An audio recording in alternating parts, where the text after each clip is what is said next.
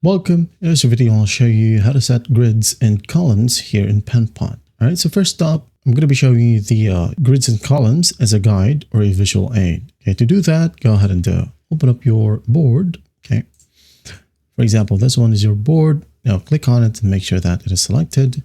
And once that's done, just go ahead over to guides right here and just click on the plus sign. And in here, as you can see, we have square, columns, and rows. Okay.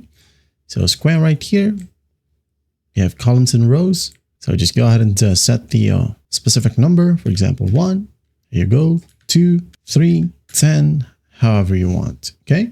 And the second method right here is by using grid layouts for a responsive structuring. As grid layouts right here apply actual CSS grid properties to a container, making your design automatically responsive and easily translatable to code for developers, okay?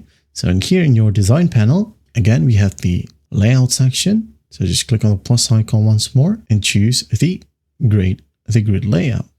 Okay. So under layout, click on the plus sign and select flex or grid. All right.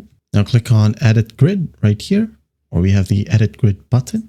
So just click on it. Now we are entering the edit mode. You can just go ahead and move this one. Okay.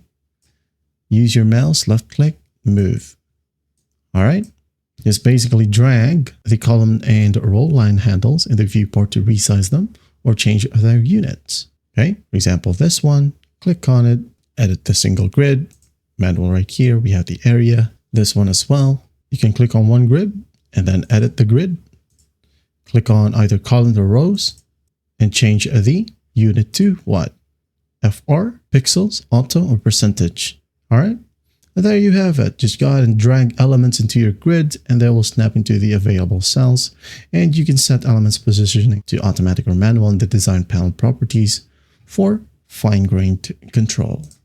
Well, I hope this video helps and I'll see you in the next one.